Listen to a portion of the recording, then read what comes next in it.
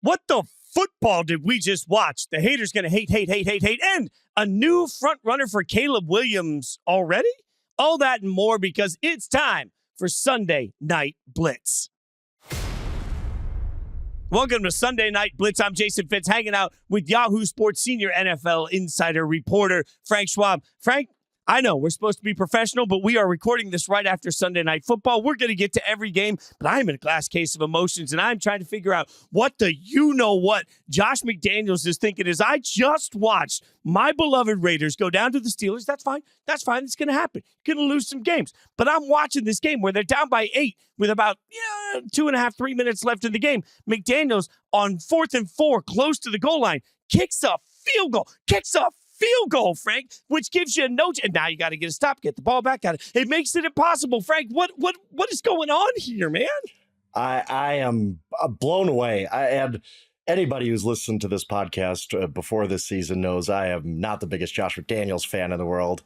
And yes, I have already texted Charles Robinson after tonight's fiasco. I have no idea what Josh McDaniels is doing. First, they get the false start. It's 4th and 6. He sends out the field goal team. You're like, this is bad, but at least I'm like, okay, well, you got a lot of time. You don't need 2-point conversion anymore.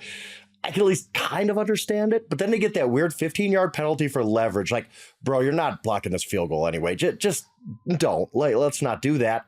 And now you're down to the 8-yard line, and it's going to be 4th and 4. And I never even thought about the field goal team until Tariq or Chris said, and here comes the field goal. They were confused. Here comes the field goal. Like, what? Like, what are they doing? They're at the 8-yard line. It's 4th and 4. There's 2:15 left in this game. There's absolutely no justification right there for kicking a field goal. It's insane. It was a terrible coaching move.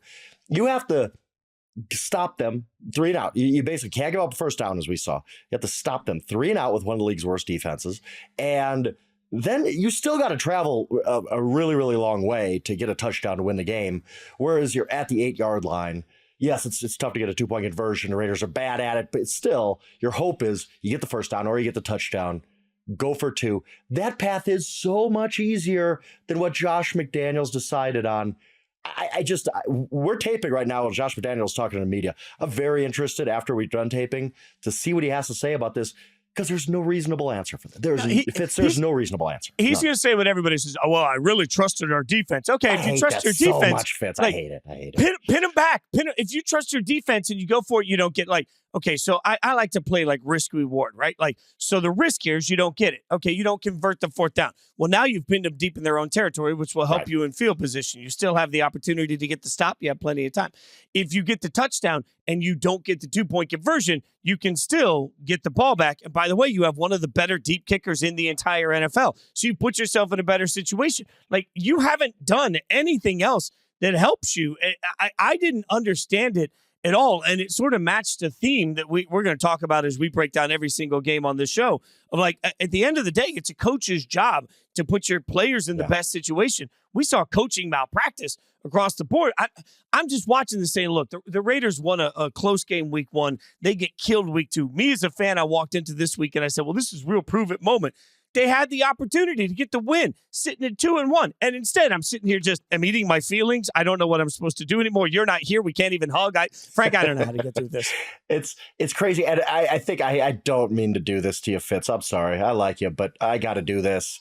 The Raiders were bad before this, too. We're talking about Josh McDaniels, and we're completely ignoring the fact that this offense stunk for most of the game. They scored early on a really, really good. The funny thing is, really gutsy, ballsy, gambling 4th and 1 play call where they go deep to Devontae, get the touchdown. You're like, wow, that I'll tip my cap to that. If fortune favors the bold. And it looked like, okay, this could be the Raiders' day. And then their offense disappears for 2.5 quarters. It was hours between them doing anything on offense. And we have to focus on that too. This is Josh McDaniels' offense. He wanted the old Patriots quarterback, right? He's like, no, not Derek Carr. That ain't my guy. I need somebody who knows the Patriot way. Let's get Jimmy Garoppolo. Well, Jimmy's just not it. We know that.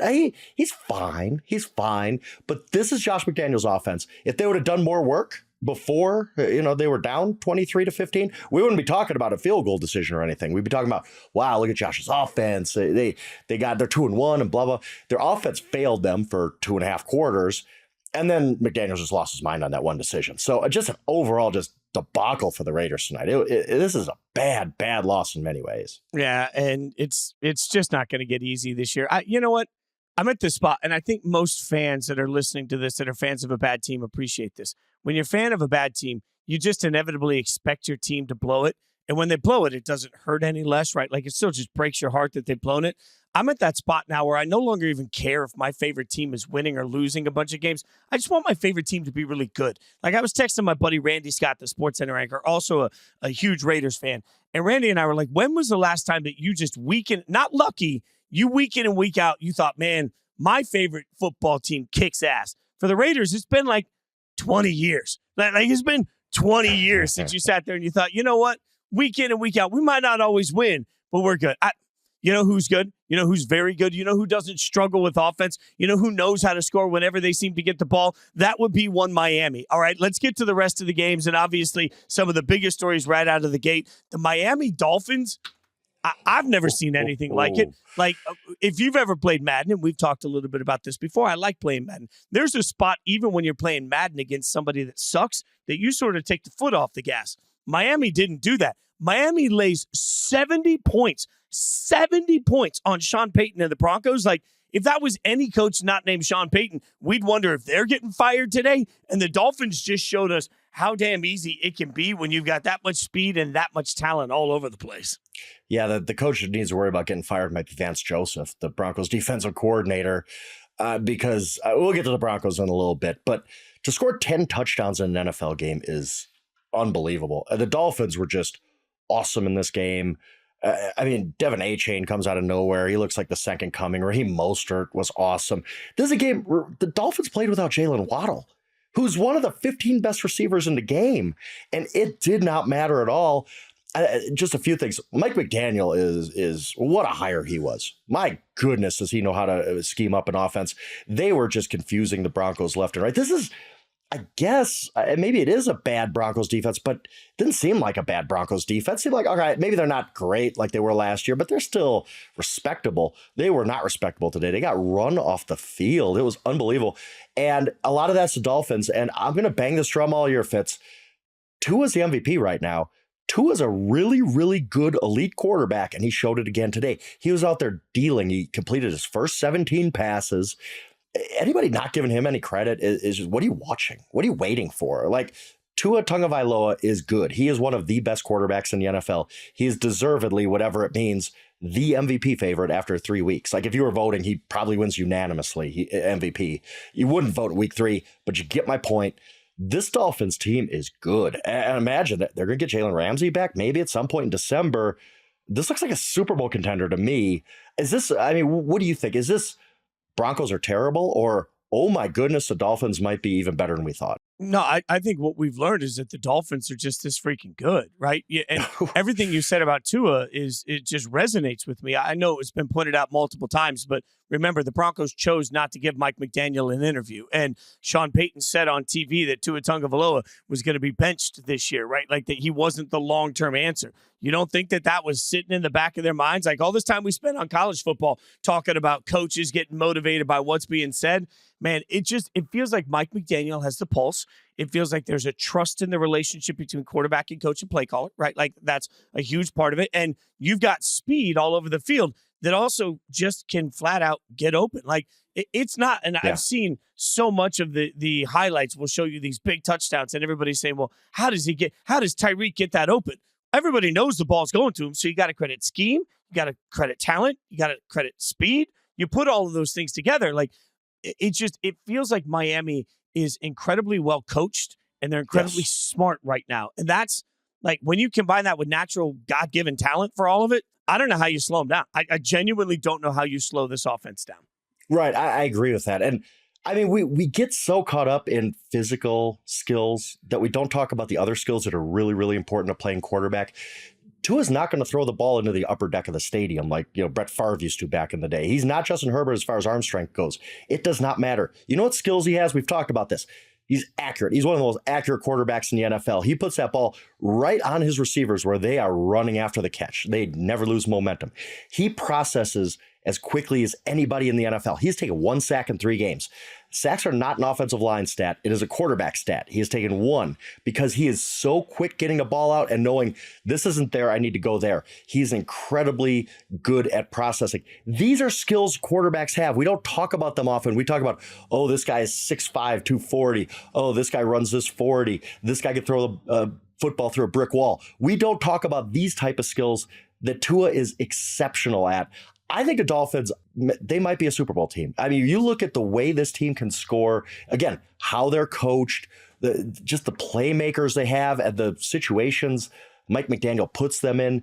It's really hard. And the scheme, Vic Fangio's scheme is really, they're adapting to it really, really well. Again, if Jalen Ramsey comes back at some point this year, I haven't seen a team better than the Miami Dolphins. There have been other good teams. 49ers have been awesome. I think the Eagles are really good. The Bills have proven that week 1 was just a bad loss.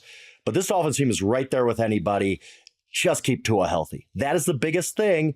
But part of that is he doesn't take any sacks because he's so good getting the ball out.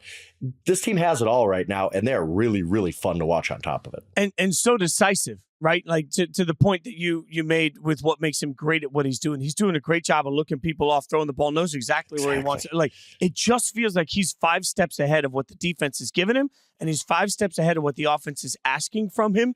And I just feel like and that's he's 24 years old, by the way, Fitz. He's 24, and he's already pretty much mastered the mental side of the game. Like he looks like a 10-year vet out there, doesn't he? Like he's a really good player. He's putting up these MVP numbers. I think they are, in my mind, I'm putting all my chips right now to the table. If I had to bet it all in, I think the Dolphins are the best team in the AFC. I think they're the Super Bowl representative today. If I was doing a power rankings, I would put the Dolphins at the top. So you've got an MVP candidate quarterback that's putting up these sort of numbers for the best team. Like he's going to be, when we talk about guys that get paid, like he's going to get that. As much as we've talked about the health issue, he's going to get that bag because he's playing so incredibly well. Now, part of the reason, Frank, that I would put him at put the Dolphins at the top of the power rankings is because we saw a key loss today. So this just reminds us, like, in the world of what the heck did we just watch? What the football is, I said when we were coming into the show. WTF happened to the Cowboys? Because, like, I'm sitting there, like, it's the middle of the afternoon, right? The afternoon slate, this is my constant beef with the NFL. They put all of these games at 1 o'clock Eastern that are a delight, and you're mesmerized. And then at 4 o'clock, you're just sitting there, like watching paint dry. You're just waiting to get through the 4 o'clock game. So I'm sitting there, and I'm thinking, this game could turn into a blowout. I could take a little couch nap. I could get ready for Sunday Night Football. I had it all planned out. Instead, Arizona goes out, and Arizona just absolutely, it's not just that they beat the Cowboys. That's surprising. It's that they effectively ran the football throughout. They controlled the line of scrimmage running the football against the Cowboys. Like, they were basically saying, hey, Parsons can't be a game wrecker if Parsons isn't getting the chance to rush our quarterback. So we're just going to run the ball down their foot. Like, I don't know if it was a flat day by the Cowboys or if this was sort of like the secret sauce. But in the world of, I can't believe we saw it, the Cowboys plummet in my power rankings in my mind because they got their butts kicked by the Cardinals, like Arizona. You don't see a double-digit favorite lose too often. And if they do, it's usually, kind of fluky, field goal at the end. The Cardinals kick their tails up and down the field. 222 yards rushing, 7.4 yards of rush. They pushed them around. I just want to real quick talk about Arizona because this team could be 3-0. We all made kind of fun of Jonathan Gannon, right? And he's not the most media savvy guy. He gave that weird like pep talk, right? And everybody's like, oh, this guy's a disaster. He has Arizona playing so far above its talent level. I give him a lot of respect. I mean, this is a team, they traded for Joshua Dobbs like a minute and a half before the season started. He's played really good football. They did everything well today. They were the better team today. And, it's pretty impressive. But on to Dallas, I think this was just a flat spot for them, but it doesn't matter. At the end of the day, you're in the division with the reigning NFC champions. You can't blow games like this. If you want to win the NFC East and not have to go on the road to San Francisco in round 2 like you did last year, can't blow games like this. You can't blow multiple opportunities in the red zone as they did. I mean, Dak came out and said after the game, we lost a game in the red zone, and you did. They just did not execute down there as well as they had to. Credit the Cardinals for that too, but I think it was a flat spot for the Cowboys. I think they're fine. But, Trevon Diggs, you lose him, your defense looks completely different. You can't pin this all on Trevon Diggs not being there, right? He wouldn't have helped you that much avoid 222 yards rushing, but it just everything fell apart for the Cowboys. Maybe they took him too lightly. Maybe there's a Diggs injury hangover after he blew out his ACL in practice this week. Whatever it was, the Cowboys can't do that again because already, you're going to regret this. At the end of the day when you're chasing the Eagles. And to that point, it just felt flat from the outset, like they just thought they'd show up and win. Yeah. But I am concerned. One of the guys on TV today said if you can't run the ball in the red zone, you put an inordinate amount of pressure on your quarterback in the red zone. We saw that in this game. And then Dak throws, the pick that's been shown a million times into triple coverage at the end of the game. Right. Trying to make a play, I understand that. But it just has to have everybody a little bit unsettled because you sit there and say, how'd you run the ball? Like running the ball that well against the Cowboys is all about effort. By the way, I have to ask, because you mentioned Arizona. It wasn't that long ago. Remember, Caleb Williams' dad came out and said, well, if the culture isn't right where he's going, Caleb will just stay in college. Now, I don't know if that's going to end up being true or not, but think about it. Like, the culture was the question because they were obviously tanking for Caleb Williams. To your point, they have been in every single game and they get a win. It doesn't look like they're tanking for anything. Like, they're playing so far above their talent level right now.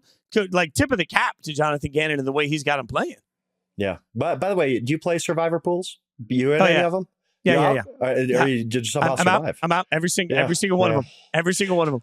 I don't know why I play these. I hate them. Like, I stink at them. I've never won any of them, and I still keep playing. Like, this is the year I'm going to figure it out. And then a day like this happens in the NFL, and you're like, why do I do this to myself? I had one entry on Jacksonville. We'll talk about them in a bit. Obviously Baltimore screwed up a lot of people, but a lot of people must have been on the Cowboys in this because I was in one of my entries.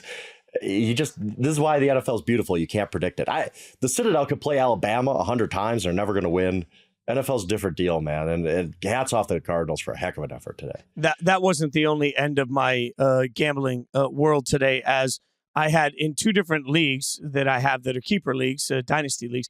I have drafted Devon Achane. Like, I loved Achane coming out. So I drafted him in all of my leagues. I was in one league, I had to play him because I had nobody else that was really available. Oh, my goodness. Are you kidding me? I played him and it was great. You loved to play Devon Achane and you were the guy. But there's the 60 points on everybody else's bench, man. Yeah, he was on my bench in the other league. And like the league I care a little bit more about. Yeah, he was on the bench. I'm never going to live that one down, especially being part of Fantasy Football Live. Like, they're never going to let me down. Okay, speaking of letdowns, the Jets were let down today. Like, if there's ever a time that you got to look at it and say, if not now, then when, which we've said a lot on this show week after week. I understand that you don't have Aaron Rodgers, but you still have what is supposed to be a Super Bowl caliber roster, and you're taking on a New England team that I think is flat out bad. I do not think the Patriots are particularly good, and I don't believe in Mac Jones. And despite all of that, 15-10, the Patriots still get the win over the Jets. And just watching Garrett Wilson at the end of the game, like, he's trying not to lose his cool, but when you see it, it's just so frustrating. I just look over at this and think, my God, like, if you're the Jets, and even Robert Saleh afterwards, like, it was like, well, he gives us the best chance to win for now. Like, he was parsing his words very carefully. Yeah, like, he got to, yeah. It just feels like they're going to be hammering the phones this week. They have to, right? Like, I was sitting there, and the Jets had the bad coverage breakdown that led to the long touchdown. It made it 10-zip. It's 10-zip with, like, I think 11 minutes left in the second quarter. It was a long, long time to go in an NFL game. And I said to myself, this game's over. But there's no way the Jets are going to put up enough offense to overcome a 10-0 deficit, as sad as that sounds. They did score 10, but they were going to keep the Patriots off the scoreboard for the rest of the game. And you just get to a point, if you're the Jets, if you're the other 21 guys, right, or other, 52 guys on the roster, and you go into games, you could trick yourself last year for a while. They were 7-4 at one point. You can say, defense, great turnovers. We could do this. We can overcome it. Now you know that challenge, and they broke at the end of last year. I feel like they're already breaking right now. And this isn't an effort thing. I'm not saying that these guys aren't going out and trying. But when in the back of your mind, going out there, Sauce Gardner, Quinnen Williams, or whoever, you go out there saying, if we don't pitch a shutout, we're going to lose. How can you do that week after week in the NFL? Like, I just, the mental toll that takes. They know they cannot compete with Zach Wilson, a quarterback. And I hate to give up on a guy who is, I believe, 24 years old, used to be a second pick of the draft. But there has been absolutely no sign that Zach Wilson can play in the NFL, not even as a backup. Like, I mean, he is just bad. He's been bad. And whatever, the light might turn on at some point in his career. He might be Geno Smith 2.0. I don't know. But right now, Zach Wilson gives them no chance to win football games. None. It is a bad offense. And yeah, like, as I've said many times, anybody available in late September isn't really going to be your answer. They're not going to Super Bowl with anybody you can actually acquire right now. But you can't keep telling the locker room, hey, go out there and play hard. Maybe we'll win.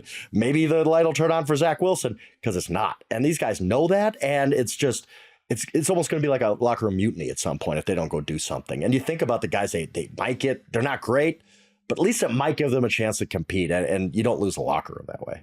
I'll go back to, people we've talked about, Ryan Tannehill, like the Titans. We'll get to the Titans later. They got their asses kicked. If you realize you're out on Tannehill, why not try and get something for him in return? The Vikings slipped to 0-3 today in dramatic fashion. Like, Kirk Cousins can still play at a high level. If I'm the Jets, I'll overpay for somebody. I'll overpay for anybody, because the fact is, you are with absolutely incompetent quarterback play, you are still in these games all the way to the end. Right.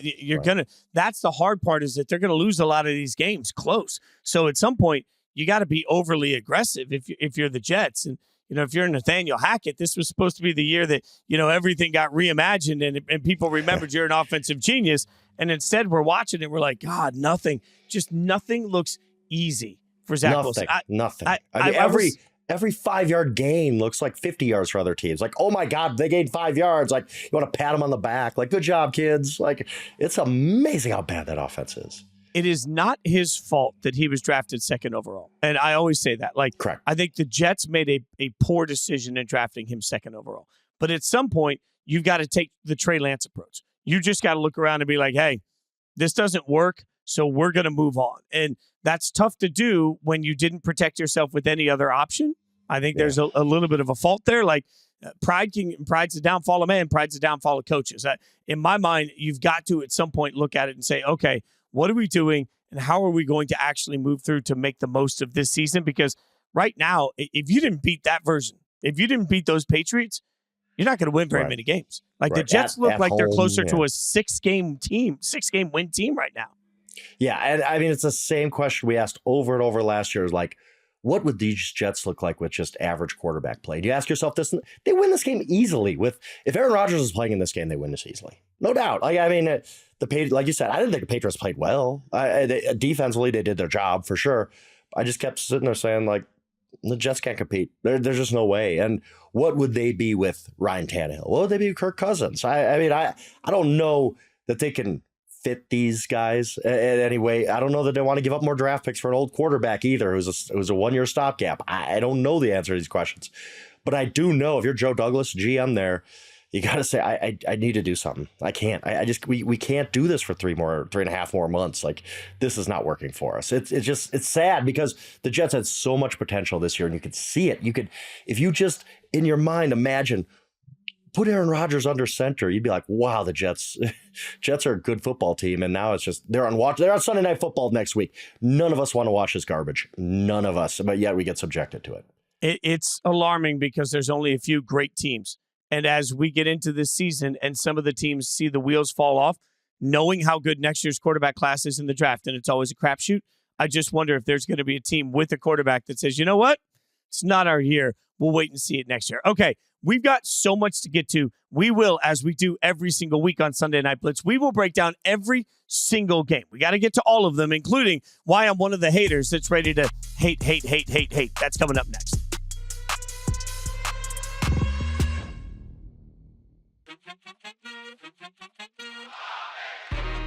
Welcome back to Sunday Night Blitz. He's Frank Schwab. I'm Jason Fitz. And look, I said it on Twitter. I don't care. I know everybody else cares.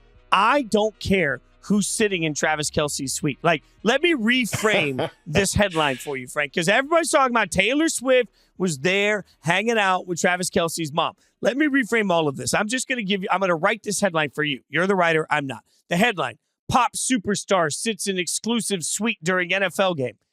Who cares? Like, who cares? You got to shake it off, man. You got to shake it off. Come on. That's the best I could do. That's the best. Are you telling me you didn't snicker a little bit when they showed Tay in the suite after Kelce scores a touchdown, giving the old LFG? Come on, that was one of the moments of the NFL season. I'm still dying. There are people who do not watch NFL games whatsoever who now know who Jason Kelce is because of this. Did you see they had like a security setup outside the suite? They had like barricades and stuff to hold fans back. And yeah, this is beyond football, man. Don't do this to me. Don't be Mr. Serious Football guy. The Taylor Swift Kelce. Football. This is awesome, dude. I love it. I'm all in on Tay-Tay and Kelce. They're America's new power couple. I want to see cutaways to Taylor Swift every single game. Just have a separate feed with Taylor Swift. I'm fine with that. I felt the same way when Romo was dating Jessica Simpson and everybody had to show that every single time. But here's the one thing, though. Here's the one thing I noticed. You mentioned the LFG, right? Like, she's sitting next to Kelsey's mom and she drops the LFG. I feel like if you're in a brand new relationship, you don't drop the LFG next to mom. Like, this tells me that they've been Kelsey in this. Probably dropped it too first. Like, we got a chance to see her last Super. She's awesome. Like, I think the conspiracy theory here is that they're actually, like, they've been together for a minute, right? She's been over to the house enough that she knows Mama Kelsey, and they're dropping F-bombs together. Like, that. Yeah, how does that work? Like, your Mama Kelsey, you're like, oh, you're bringing your girlfriend home for dinner. Who is it, Travis? So it's like, it's Taylor Swift. Have you heard of her? Like, she made like $80 billion on tour this summer. Like, yeah, I don't know. I don't even know how that works when you get up to that level of superstardom. Maybe you know. I mean, you are. No. Look, well, one of my good buddies is a drummer, and I still don't know how that works to be at that level of superstardom. Let's though quickly mention the Chiefs. Obviously, went into this game big favorites against the Bears. I don't think we really saw anything other than the implosion of the Chicago Bears, right? Like, let's just acknowledge that the implosion continues.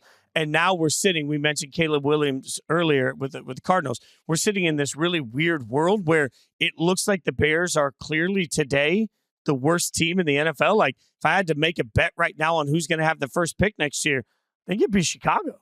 Yeah, and I texted you that, I'll say it again. I don't want the Bears screwing this kid up.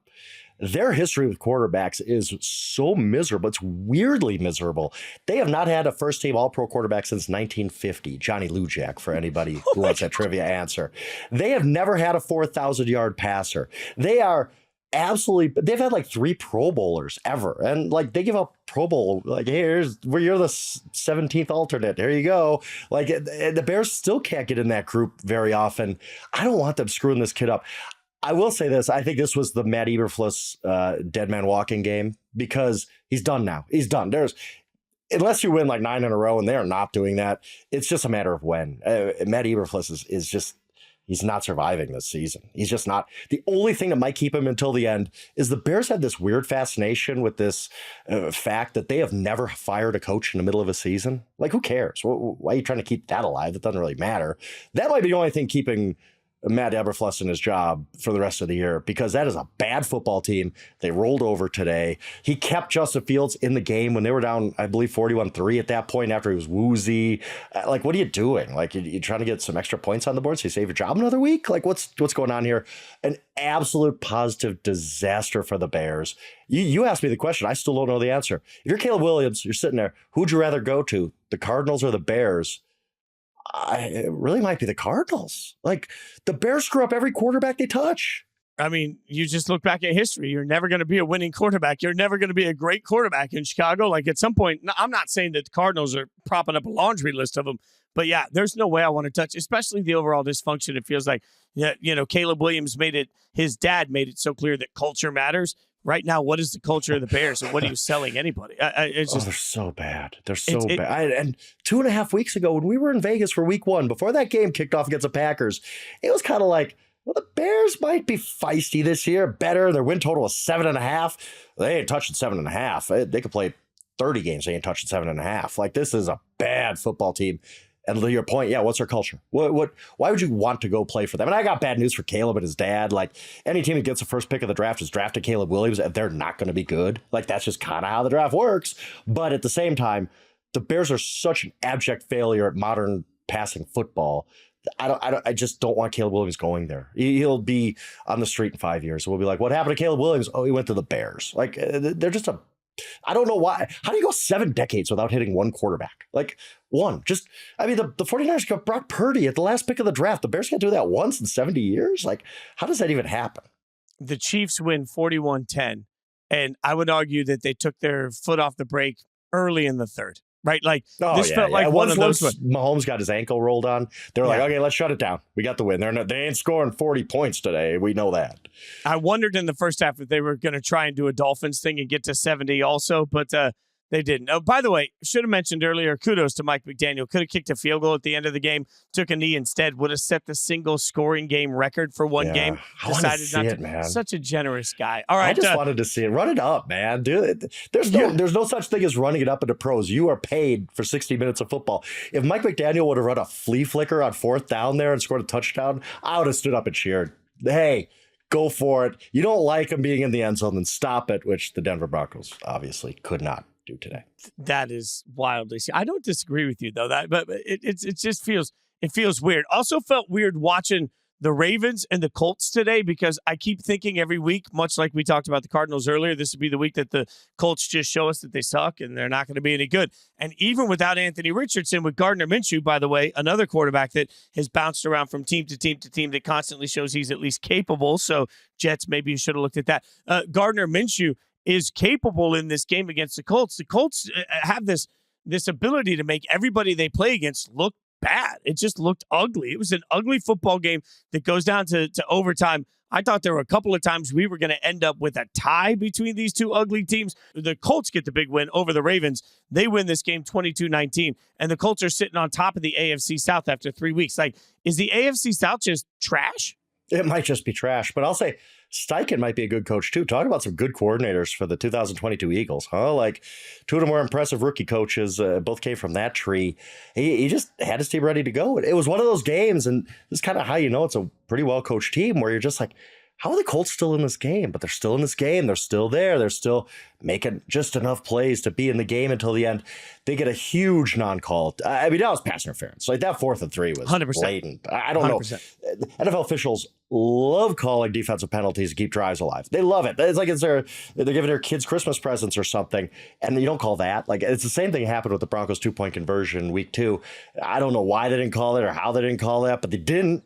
And the Colts win that game. And the Ravens were missing a lot of guys. They were really beat up. They got a lot of key guys out, but still, hats off to the Colts, man. We all thought they were going to be terrible. I thought, Anthony Richardson's awesome. I love him. And without him, I was like, oh, they're going to just get stomped here. And they win a game in Baltimore that's going to age really well. Because I think the Ravens are a good football team. Once they get healthy, they're going to be fine. I don't really worry about them. This one's going to age pretty well for the Colts. And maybe we just got the wrong team in the AFC South. We're all into Jaguars, and maybe the Colts are going to be the team to win that thing. By the way, it's a rare time when the Ravens missed the opportunity for a big kick. They did, coming up short. That just felt weird. And the offense for the Ravens continues to not feel like it's really found its rhythm. Maybe it's just going to take time, but it feels like so far they're struggling to find any level of rhythm. Kenneth Walker didn't struggle to find rhythm today. Got to give him a lot of praise for the way that Seattle went in and beat Carolina. Carolina, obviously, with Andy Dalton, the quarterback, like I say that with some, snideness in my voice, but Andy Dalton, I didn't have great expectations for Carolina coming into this game, but Kenneth Walker, 94 yards rushing, 54 yards receiving, 2 touchdowns. He just did what he does. Like Kenneth Walker could just take a whole offense and find points out of it. It's an American treasure watching him play the game, and Seattle gets a big win.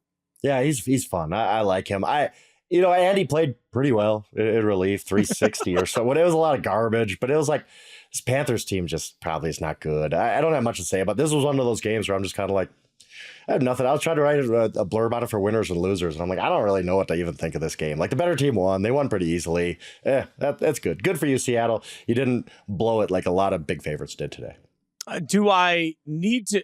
I'm not even going to ask you, do I? I'm just going to flat out say, much to the chagrin of Browns fans, I'm still not eating crow. Deshaun Watson had his best game for the Browns. Everybody keeps telling me Deshaun Watson had his best game. Watch the touchdowns. Watch how wide open guys are, how late the ball is to get there, and how underthrown it is. I'm still unimpressed with Deshaun Watson, although I am impressed with the Browns overall, who just went in and kicked the snot out of the time. Like goodness. A week after I'm sitting here trash talking to you about how I've got this figured out and the Titans are going to be fine. And then the Titans just got smacked around. They didn't look like they belonged on the field with them. They looked incompetent on both sides of the ball. Deshaun Watson goes off. Cleveland gets a huge win, 27-3. The Titans in this game had 94 yards. 9-4. What are we doing here? That's not even NFL football. It's 6 first downs. Like, Oh, the Browns, real quick, their defense might be the best in the league. Like, we have to at least starting to have that conversation. Jim Schwartz is doing a fantastic job. They should be 3-0, except Deshaun gave away the game in week 2. I mean, the defense was good enough in that game for sure. Obviously, we're great in week 1 against the Bengals. Browns defense is legit. They're nasty. Myles Garrett, man, he's one of the league's best players. So pretty impressive for the Browns. But on the Titans side of this, a couple of things. I don't think Vrabel's having a good year. The decision to drop Tannehill back and not even chip Myles Garrett and to get sacked at the end of the first half, don't even get a field goal attempt out of it. That really changed the kind of scope of the game. Like, it just, you knew at that point, okay, the Titans ain't getting this done. And also, what's up with the Titans playing Tajay Spears so much over Derrick Henry? I saw I'll probably get the exact numbers wrong, but I think in the first half, Tajay Spears had like 17 snaps to like 6 for Derrick Henry. I think it was 18-7, but yeah. 18-7, okay. The only thing I could take away from that is the Titans know Derrick Henry's washed up. Like, I mean, really, otherwise it does not make any sense. I love Derrick Henry. He's my favorite back in the league since maybe Barry Sanders. But if you're not using Derrick Henry on offense, what are you doing, Titans? This is the second time in 3 weeks that they've given Spears equal or more run, and I just don't understand why. Again, that's coaching. I don't get it, unless they think Derrick Henry's washed up. I think the Titans are really bad, and I wish I would have stuck with it. I had Titans like 28 or 29 in my initial power rankings before the preseason started. And some people got on me. Oh my God, you got them way too low. This is stupid. It's Mike Vrabel team. And that started getting my mind. I'm like, you're right. They're not going to be that bad, right? No, this team might be like a 4-win team. Like, they're so bad on offense that you just don't know where you go from here. And it's not just the Browns defense today. It was the Titans offense. They're pretty bad. So I got to give you credit, because I was one of the people saying, you guys are idiots if you think the Titans are going to finish that low. But you said the first time we ever argued about the Titans that you didn't trust their offensive line. I think part of the reason they're not giving the ball a bunch to Henry is just because, frankly, it takes so long for those runs to develop that by the time he gets to the offensive line, he's going to get just absolutely murdered there, right? Like, so they're trying to use the quicker back that maybe can get them some extra, but there's no push coming. Like, it just, you were right about that offensive line. I was wrong about that offensive line. You are right. Cleveland's defense, by the way, like if I'm looking right now at the North in general, I don't trust anything happening with the Bengals until we know what the health of Joe Burrow is. I don't think the Steelers are any good, even though they got a win in this game, obviously. I don't think the Ravens have it figured out. The Browns defense might be good enough to win them this division. All Deshaun Watson has to do is not screw it up. Like, don't give a fumble recovery for a touchdown in the final 5 minutes like you did against the Steelers. Yeah, I mean, even the way they ran the football in this game, like, I expected a Mike Vrabel defense to be able to do. Like, they didn't miss Nick Chubb. I'm actually saying that out loud. They did not miss Nick Chubb. How the hell is that from a Mike Vrabel coach team? I thought the Titans were one of the biggest disappointments of the entire weekend of NFL football that we saw. Also, not disappointed, not shocked, but at least need to acknowledge that Atlanta finally looked like the version of Atlanta I did expect, because Desmond Ridder isn't good enough to beat Detroit. Like, I'm just going to say it plainly, Frank. You tell me if I'm wrong, but like, when you're playing a team that actually has a bunch of talent, you're going to need your quarterback to be able to make 5 or 6 plays. I don't think Desmond Ridder can do that. So Detroit gets a 20-6 win, but I think it was as big a statement about where Atlanta is deficient as it was to where the Lions are proficient. Yeah, and I hate to it's almost victory lapping, and I don't like to do that, but all off season I kept saying, how in the world did this team not make a offer you can't refuse to Lamar Jackson that the Ravens just could not match? They had the cap. Great. Jesse Bates is a great player, and all the offensive linemen they re-signed, and the guys who they added were really good. But you had a chance to get Lamar Jackson. They could have structured a contract where the Ravens could not have matched it, and Arthur Blank was like, no, we got Desmond Ridder. We're fine. Like, how that's organizational malpractice. And I get that. Look, there was an unspoken collusion going on. I think we all know that nobody wanted to give the Deshaun Watson fully guaranteed deal. That's what was the start of free agency. That's what was on the table for Lamar Jackson. Arthur Blank didn't want to be the one to break ranks. It seems that way, okay? I don't know. Allegedly, whatever you want to say.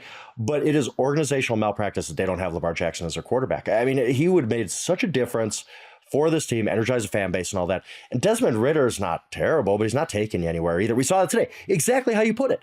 When you play a good team, you need your quarterback to play well, and they don't have that guy. And that's why he scores 6 points against a Detroit Lions team that really looked pretty soft against the Seahawks a week before. The Falcons did nothing in this game, just nothing. There was never a point where they were moving the ball up and down the field. No, it was just kind of, whatever. Bad. I thought it was a bad loss for the Falcons, just in the fact that they got exposed. Like, your ceiling is limited because of your quarterback. That's just how it is. Until Desmond Ridder takes a step forward, I'll still beat this Lamar Jackson drum. They should have had him. It's just, I don't know why they didn't. Yeah, and I think there's this level of, I go back to 2 throws that I can think of off the top of my head where Drake London was open and just Desmond Ridder just sailed it over his head. And the whole time I'm sitting there thinking, those are the little moments. That's the difference. I mean, kudos to the Lions for getting a win in a game where I don't think they played particularly great football. But, those are the moments where, as Desmond Ridder, he gets more time on film, I should say, they're going to figure out how to counter him more and more. Yeah. He's going to have to step up. And we see that all the time with young quarterbacks. You can have a couple of good games, but stringing it together is sometimes impossible if you don't continue to evolve in how you play the game, which is exactly what we saw for Washington, by the way, who got their asses kicked by Buffalo. Oh, my goodness. Bit of a statement to the greatness of Buffalo, but also, Frank, we're going to talk a lot. I think it was 9 sacks and 4 picks off the top of my head. 9 sacks, 4 picks in this game for Sam Howell.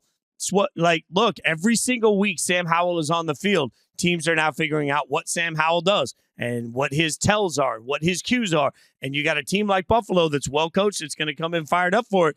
Buffalo's very good. Washington's okay. And that's the difference. 37-3 is the difference between very good and okay when you're exposing a young quarterback. I mean, that's the thing. We spent so much time talking about Josh Allen and the offense. We forget the real heartbeat of this team is a top 5 defense. The Bills have a really good defense. And man, today was their day to shine. And Sam Howell, I do like a lot of the things Sam Howell does. The one thing I hate about Sam Howell watching him is he will hold the ball forever. He is back there burping the baby for 6-7 seconds taking sacks.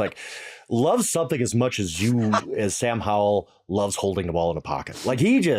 He just likes getting his behind kicked by the defensive line because he takes so many sacks. You got to get the ball out, Sam. This is not going to work for you long term. 9 sacks today, and he earned a lot of those. But the Bills had a lot to do with it, too. They were really, really good. Look, I don't know exactly what happened in week 1. I mean, to the Bills, they turned it over a lot, and the Jets were really fired up, and they kind of rallied themselves or whatever. We've seen in the last couple of weeks the Bills are just as good as I thought they were before the season when I made my Super Bowl pick. And part of the reason is this awesome defense. It really showed out today. Hats off to that defense. We don't talk about them enough. I will right now. If you sack, look, at some point during the day, if you're into fantasy football, you were doing the check of your leagues. Am I facing the Bills defense? Because they put up a 50 burger in some leagues. So it depends on your scoring. They were just incredible. They had it all going. Almost shut them out. It's just an impressive day for the Bills. Yeah, and there's this moment where if you're Washington, this is what you got to hope. We talked earlier about Tua and how well he's processing, how quickly he's processing things. This is part of why I had no problem with Sam Howell being in that hole. He's got to learn how to process this stuff faster. He's got to learn how to go through all of it faster. Because that's just going to be a liability against a great defense. And only putting up 3 points when you have the weapons that Washington has. They talk so much, even on the broadcast, they kept talking about how it was a different vibe in the stadium and there was this great home field feel. Well, they took advantage of none of that. So Sam Howell's going to have to figure out how to get through things. If I give you free bet, you're betting with my money. Who are you taking to win the AFC? You taking the Bills or the Dolphins? Take it. Right? It's not easy. So the Dolphins were my preseason Super Bowl pick. Were they? I did not know. Okay, I forgot that. Yeah, I went with the Dolphins. That's a good pick. No, I lied. I just lied to you. The Bills were my preseason. I was thinking Bills, and I said Dolphins. That's what happens at the end of the night after the Raiders lose. My mind is just all soft. That diet root beer getting your head. I took the Bills coming into the season as my Super Bowl pick. Right now, I just trust the Dolphins more. I trust that explosive offense. Wow. I can't say no. I can make an argument for either team. I think that those 2 games when they play, when the Bills and the Dolphins get together, because this Bills defense is legit, obviously, I just think they're going to be fantastic games. I can't wait. Those are, I was thinking Cowboys Eagles would be those games until the Cowboys kind of face planted. Now I'm like, give me Bills Dolphins. I need to circle those on my calendar when we're done here. Speaking of face planted, can we get to the game that involved more face planting, more coaching malpractice, more outright stupidity from what are supposed to be good football teams than I remember seeing in years in one ending? The Chargers beat the Vikings 28-24. And they should both teams, just go out to their fan bases today and say, I'm sorry we sucked so much. Because what happened at the end of that game is nothing. It's like nothing I've ever seen. For anyone that wasn't watching, the Chargers had the lead. They had the opportunity to just punt the ball away with a couple minutes left. And it would have given the Vikings a chance to have to drive the whole field to get the game-winning touchdown. Instead, from their own 24-yard line, they went for it on 4th and 1. When they haven't been running the football well throughout the entirety of the game, they tried to run the football up the gut. They did not get it, which in my mind, I was like, Staley's going to Staley. Let's go ahead and figure out a way to lose this game for the Chargers. So then the Vikings get the ball back. They have a beautiful pass that gets them to about the 8-yard line, I think it was. And there was about 30 seconds left. And instead of running up and spiking the ball like everybody does, they haphazard try to figure out how to run a play that turns into a tip pass in the end zone that gets intercepted. Like, the Chargers won this football game, but I felt like there was a rock, paper, scissors contest for which coach could be more stupid at the end of this thing to help lose the football game for their respective team. Yeah, and it was right after the play. Let's start the Vikings side of it, because you're right. It was oh man, the Vikings complete a 4th and 6 to give themselves an extra set of downs. And like you said, Kirk Cousins said he couldn't hear the play call because of crowd noise. Like, so the Vikings fans didn't exactly show out well either, not letting Kirk Cousins hear the play. But you're right, at that point, it's a fire drill. Guys are going everywhere. Kirk's flailing around. Just spike the ball. Like, you got 3 more downs. You're going for it on 4th. You just wasted that. And like you said, he throws the interception. But before that, oh my goodness, if the Chargers lose this game, we're probably leading with, hey, is Brandon Staley got a job tomorrow? To do that, he did it famously against your Raiders a couple of years ago, right? Going for it at like his own 18-yard line and didn't get it in that season finale Sunday night game. Now he does it again, just runs up right up the middle, and it doesn't get it. And you're like, oh my goodness, if they lose this game to go to 0-3 on that decision, Brandon Staley needs to spruce up his resume, because it's coming for him pretty soon. The Chargers kind of bail him out with that pick at the end. The one good thing out of this game that wasn't just kind of the Benny Hill theme song playing on a loop was Keenan Allen was awesome in this game. Like, Keenan Allen played about as good of a game as a wide receiver could play, including a nice 49-yard pass to Mike Williams for a touchdown. Mike Williams, unfortunately, looks like he's hurt, so Keenan might eat the rest of the year. Great for him. Awesome veteran, has been incredible for many, many years. And he had his career game today. He really won that game for him. Him and Justin Herbert was awesome. But again, Brad Staley needs to be thankful to his team because they saved his job. If you lose that game to go to 0-3, you are answering a lot of questions you don't want to be answering. The Chargers, the Raiders, the Vikings, off the top of my head, are 3 teams that were so poorly coached down the stretch, none of them deserve to win. And like, the crazy part about that to me is that we spend so much of our time obsessing over quarterbacks and win-loss stats, right? And at some point, you got to look at it and say, okay, system matters. Coaching matters. I will die on this hill all day, every day, that there are just certain guys that aren't helping their football teams win games. And when it's a quarterback, we are quick to say, get this bum out of here. He sucks. He's terrible. I don't know that every fan base that I just mentioned doesn't have the right, win or lose, to look in the mirror and say the same thing about their coach today, because their coach lost that game for them. Across the board, your coaches shouldn't be putting you in a situation to lose. Hot take. They should be putting you in a situation to win. So that one absolutely, I can't get it out of my head. Also can't get out of my head what the hell's going on in Jacksonville. Kudos to Houston, 37-17 win.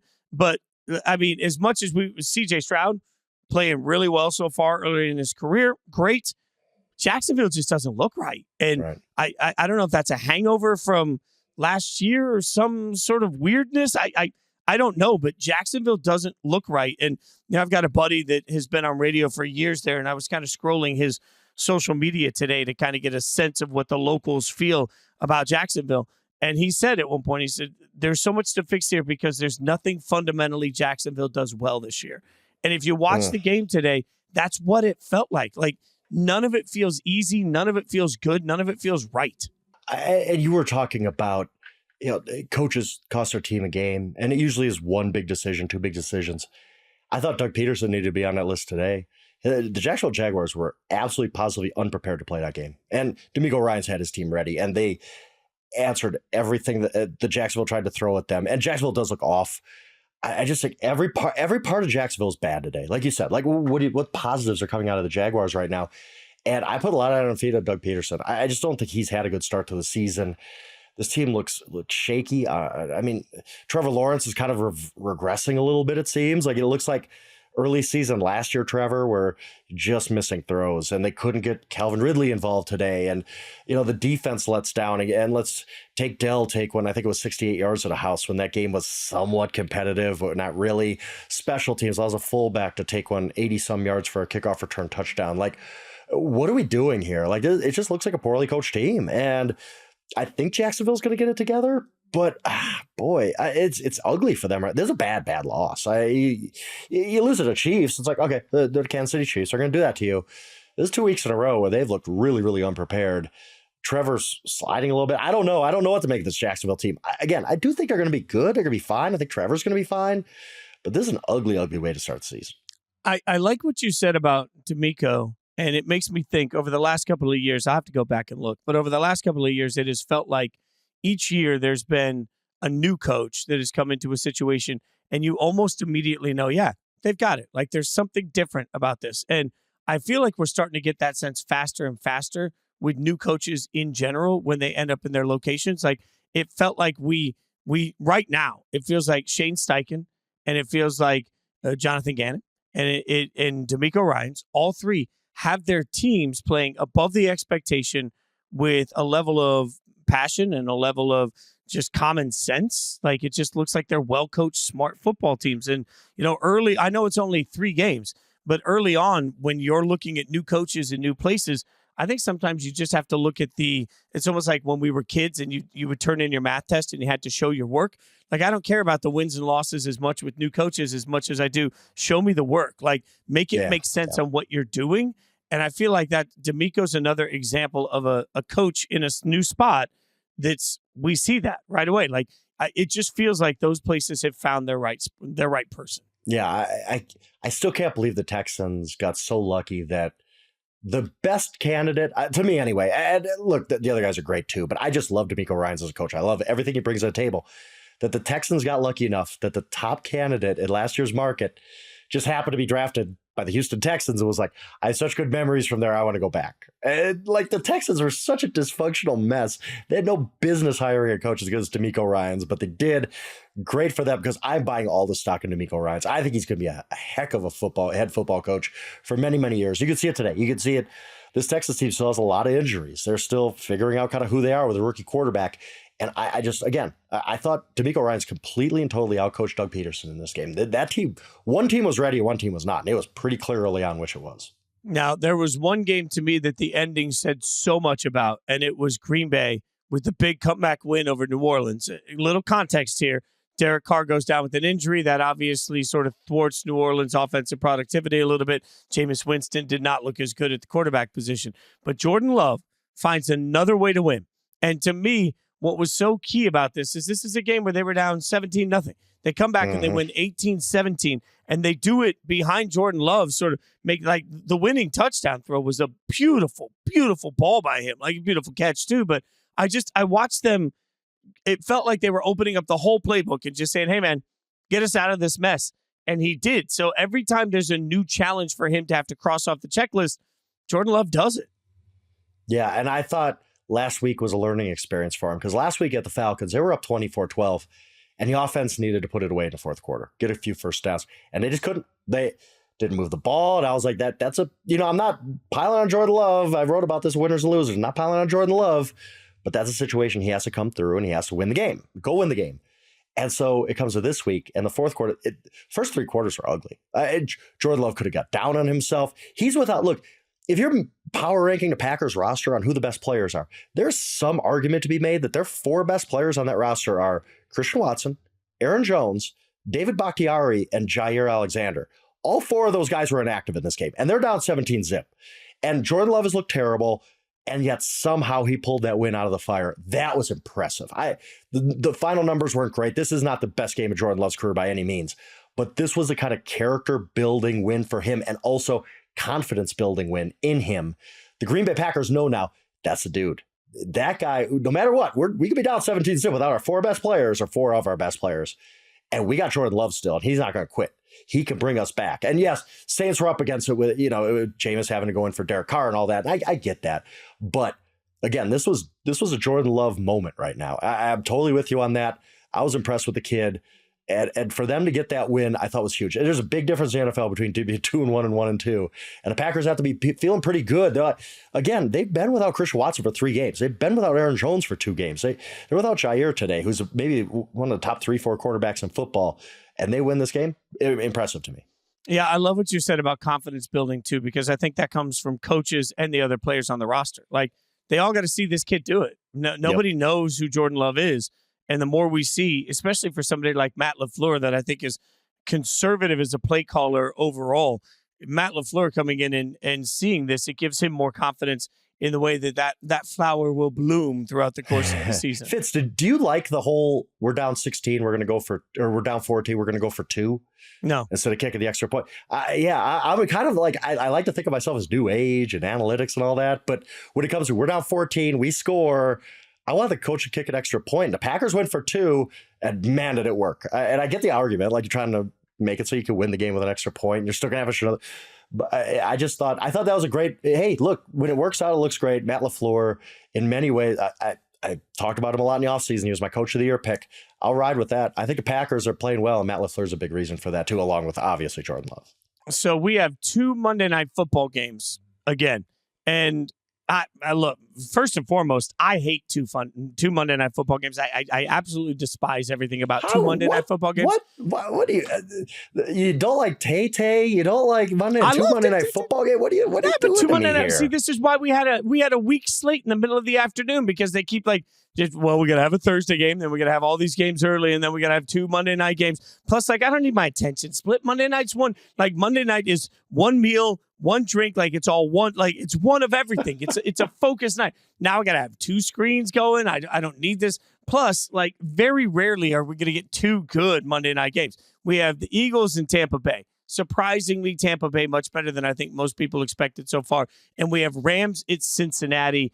Joe Burrow at this point, game time decision. We'll find out tomorrow. What are you most interested in for tomorrow night? I'm interested in the Buccaneers because in my mind, I'm thinking this is a fraud. Maybe fraud is a very, very strong word, but I'm not buying into the Buccaneers. Let's put it that way. They beat Minnesota. They beat Chicago. We all know how bad Chicago is now. Minnesota's not much better. The 2-0-3 teams. If you can go and compete with the Eagles, then it's okay. All right, maybe you're here, Buccaneers. I honestly think the Eagles are going to get over on them. They're going to cover 5.5 or whatever it is now. But if the Buccaneers can compete in this game, I'll probably think of them differently. And then, my goodness, I mean, the Bengals. I don't know what the Bengals season is kind of at the crossroads right now. On September 25th, Monday night, if Burrow plays, if they lose, if he doesn't play and they lose, you're looking at 0-3 with a quarterback who's not going to be right for a few weeks. Do you sit him and just hope you can win a game against a Rams team that's been a lot more competitive than anybody figured? I think the inactives list is going to be interesting for the Bengals. Does Joe Burrow even play in this game? And if he doesn't, can they win without? I don't think they can win without him. So that's just, the Bengals to me are fascinating tomorrow, and so are the Buccaneers. I think the Bengals told you a lot by signing A.J. McCarron to the practice squad, too. That's somebody that they know with the organization, knows that offense.